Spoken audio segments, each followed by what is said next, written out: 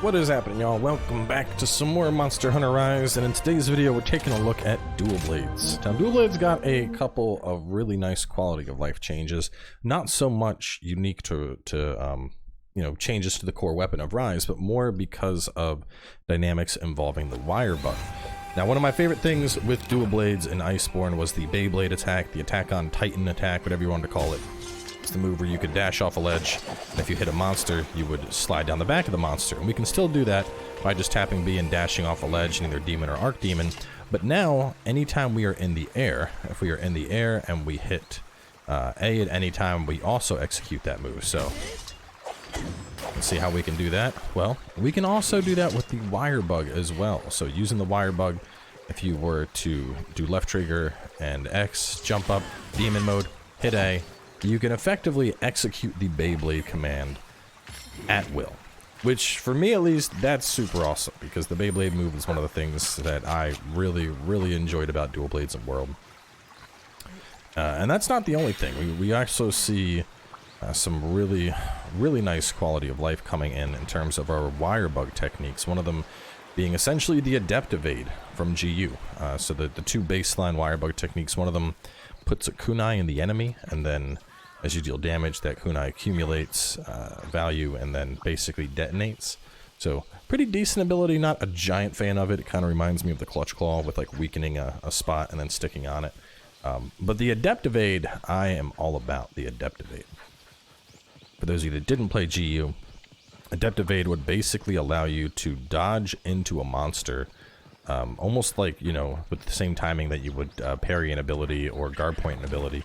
But by dodging into that monster, you would also instantly do a ton of damage to it.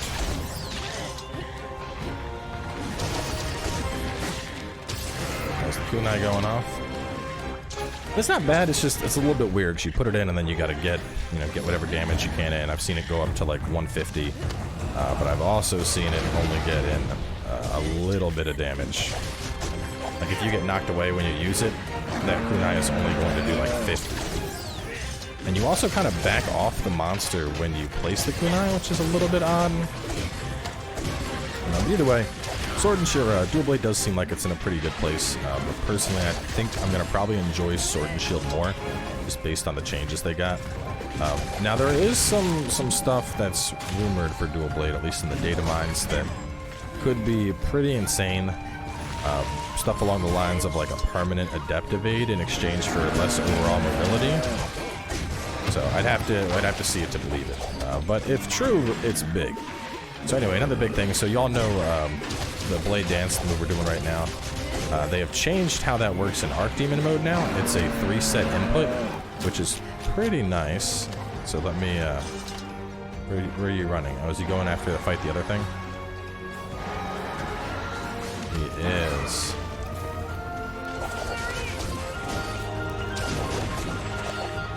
Anyway, you gotta input 3 times to execute this thing in full. But boom, boom, boom, boom, boom, boom, boom, boom, boom, boom, boom, boom, boom, boom, boom. Which I think it now does more damage than the Blade Dance in Demon mode.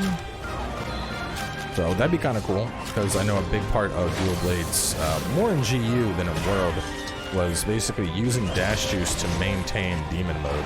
And, you know, ideally you'd stay in Demon mode as long as you possibly could. Like, there really wasn't a reason to go into Archdemon mode. And if you actually get more damage out of that ability now, that could change that. That could actually change the value of the move. And to elaborate a little bit on exactly what I'm talking about, let me get a little bit further here so that this Suzuki isn't on me, and I will show y'all. So we have, let me go over to useful combos, Blade Dance and the Demon mode combo. Now, as you can see, Archdemon mode is a Demon Flurry, but we have to do 3 separate inputs to get the full move out.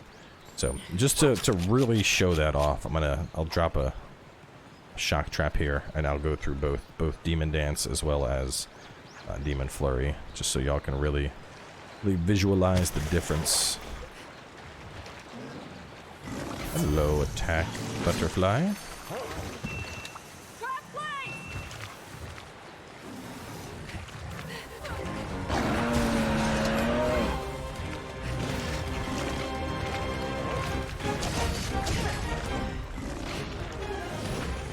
Actually, let me try and get my demon mode up before he engages here. Okay, so this one is our regular demon dance. And then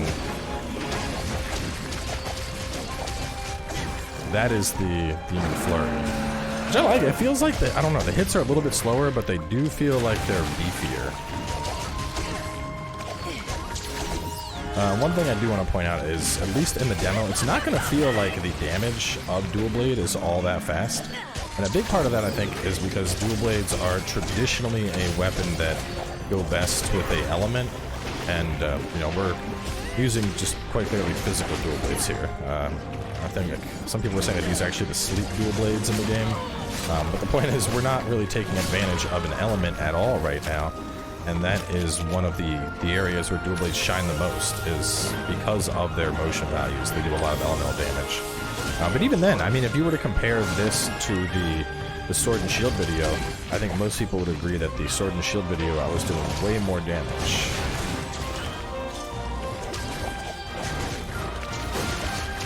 There's the Adept Dodge. As you can see, you basically just rope through the target and get some hits in. It's not bad.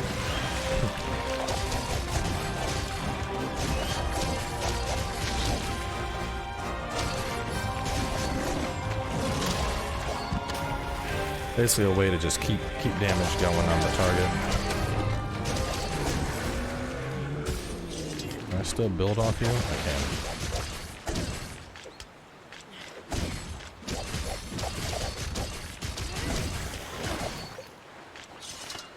Right. Come here, doggo. Take me to our next target. So, I don't know. I think I've played... I think part of it is I've played Dual Blades for a long time. I had multiple elemental sets of Dual Blades in GU. I had multiple, I mean, I literally had a Dual Blade set for every element in World and Iceborne. So I think part of me, it just wants to, you know, mix it up. So I may start doing either elemental gunning or elemental sword and shield this time around. I will say I think sword and shield is a lot more viable with a pure physical setup than Dual Blades are, which is something I've always liked about sword and shield. So I don't know. I think that's kind of why I'm leaning towards mixing it up this time, doing more sword and shield, more light bow gun. Oh, another thing. So we have been talking about it earlier. My whole move, just to how we can, you know, do this. I mean, it's going to be hard to actually pull it off on one of these smaller monsters, but you can't actually do it from the mount. What I'm talking about is how we can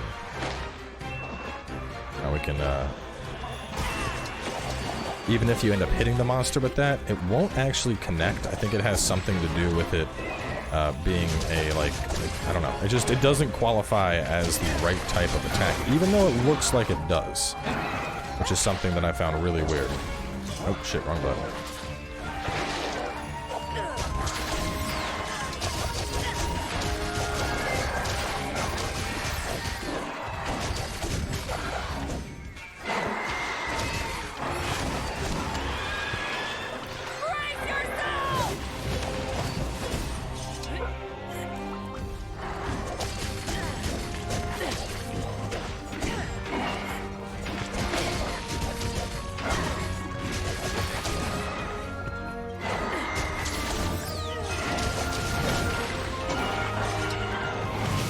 Oh, shit.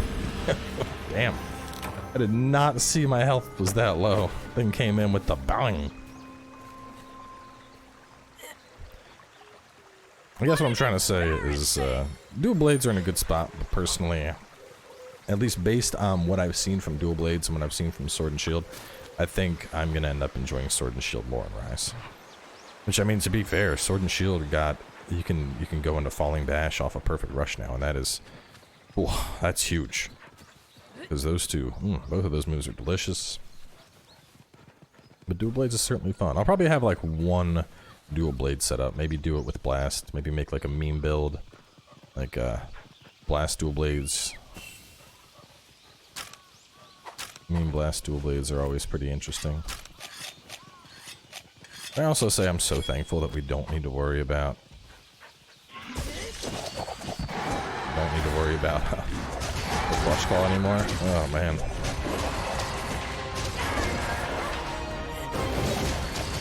I mean, like, the Clutch Claw, it wasn't absolutely terrible, but it was, after a while, man, the Clutch Claw was one of those things where you're like, I really don't feel like dealing with this anymore.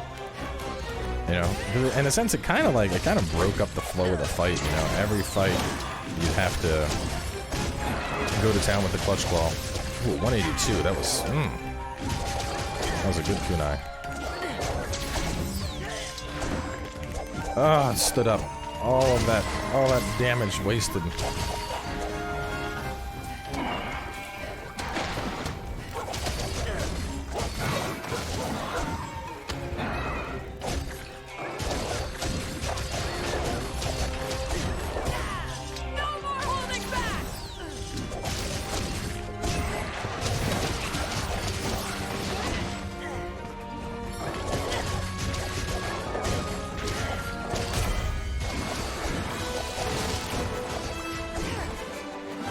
Down it goes. Which, I mean, that's not bad in terms of kill times. We're at what, 10:53 for both of them with a cart, so it's not too shabby. But yeah, I think having some elemental on them, they really shine. But either way, dual blades are still looking fun. Like I said, I just think I've played them for so long that I want to focus on other weapons this time around. But they are still nice. So anyway, we're gonna close this one on out. A couple more weapons that I want to take an extended look at, so rest assured I'll have more of these coming. I know a lot of people don't enjoy this as much as the Bloodborne content, but I really do love Monster Hunter, so I appreciate all of the support you guys give me on these. So either way, thanks for watching, and I'll catch you next time.